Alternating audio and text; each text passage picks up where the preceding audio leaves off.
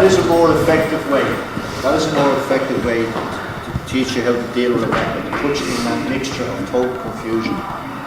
If you can find your way out of this total confusion, there's multiple attacks, multiple directions being given to you, and keep the clarity of you don't want to get stabbed. And when it comes down to fighting one person with a knife, you've got much more options, much more ability, because you're focused, you're used. The more you can be in confusion, or the more you can put yourself in, as Andy was saying, dark places, where you're overwhelmed with information or threat or issues, and you can deal with them, then the better fixed you are, the better placed you are to deal with the situation. So what we try and do is get you see, look, I can show you lots of techniques. If I stand you, can't do that. That's all preset stuff. No one's going to come up to you in the street and go with a knife and allow you to block and take them down. That looks good for demonstrations. But the street is unconventional, it's unpredictable, it's untrackable, sometimes it's invisible, and it happens. That's where you get the knife crimes, etc., and the injuries you get. So, at the end of the day, you can say, how do we deal with this? How do I stay safe? You stay safe by, first of all, being totally aware of your surroundings, where you are. We take the responsibility for what you do.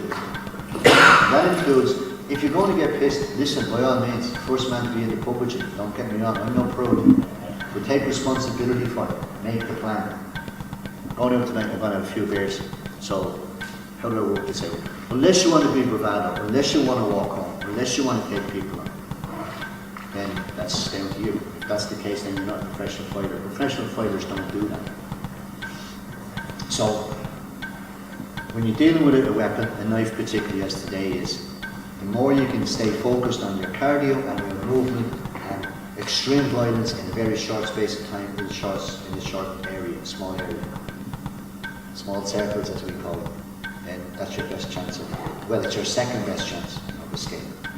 Your first best chance is not being there or getting out of there without the conflict occurring. That's obviously your first choice. But if it doesn't happen, arm yourself, equip yourself with whatever's around you, clothing-wise. Also, something else we speak to the young lads that's interesting about today is look at how you dress to suit where you go. I mean, fashion accessories these days aren't very good weapons. So if you feel you're going into a neighbourhood, and I don't want to make you paranoid if you're going out with me, dress appropriately. You know, leather jacket, scarf, that type of thing, gloves. These are all things that become buffers or barriers to an attack if it occurs, and you still look cool anyway because they're fashion accessories. Look, what you wear, how you wear it should be strategic, depending on what you're going to do in the next 24 hours. Do you know what I'm saying? Let me ask you a question, just in case you think I'm a bit over the top on it. If you were going away for a week, would you plan? Yes or no? You give some thought to what you're bringing with you, what you're going to wear, what you're going to need. Is that correct? Yeah. That's a fair comment. You live in a particular city, particular area, you know better than I do. If you're going out for the night, do you not think you should put a sentimental planning into that as well? Or not? Do you? What's the difference? You're planning your next X period of hours, be it 6 hours out of town, or 10 hours out of town, or 10 days away, or walking up in Scotland, or down in Wales, or whatever. You have to make a plan for it. People don't make plans for their immediate future. I mean, talk about safety plans. We'll go for a few years, and they don't think about it. Is there anyone any questions?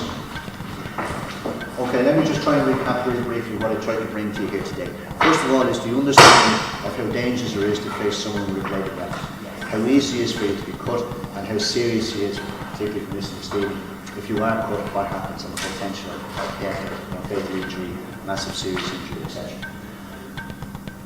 But also to try and give you an idea that if you have to face such a weapon, then face it in short stances, good boxing movement, covering the vital areas, and bring a lot of violence, extreme violence, to that party, short, small area, target area, and maximum amount of time, with no mercy.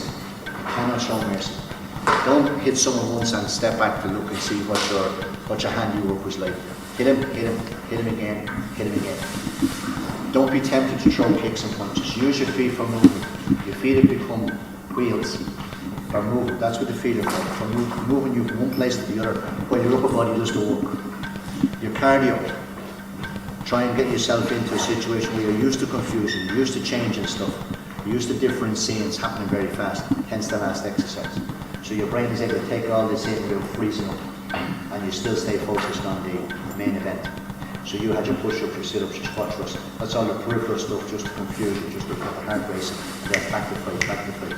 The quicker you can get into the fight, the quicker you'll be over. You'll only always have, there's only two kinds of confrontation in it. Then this goes right across the board.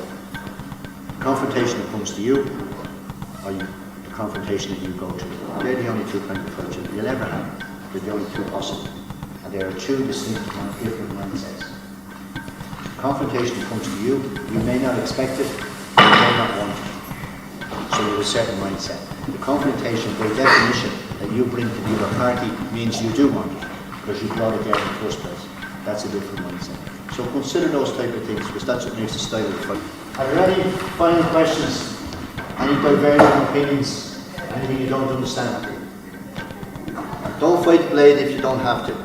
If you see the blade, isolate it. Don't try to fight it, isolate it, and damage the attacker. The maximum amount of force, minimum amount of time.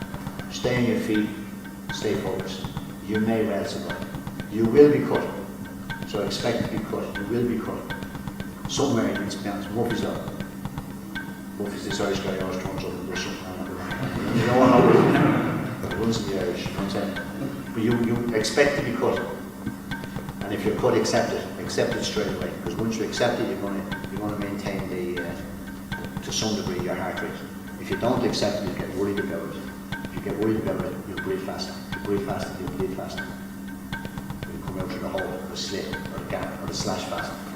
So you're minimising your ability to survive. I hope that was interesting, folks. But what I wanted to do is give you the psychology of knives as well as the technique. Not dumb technique of going, block this, do that, throw him, and then kick him. It doesn't work with blade, because in that fast movement, you won't even see where the blade is anymore. That's what I'm saying. Watch as much as you can where it is. Strong grip, try and park it, try and isolate it, neutralise it as much as you can, and then bam. Simple. Hope you enjoyed yourself. Thank you very much.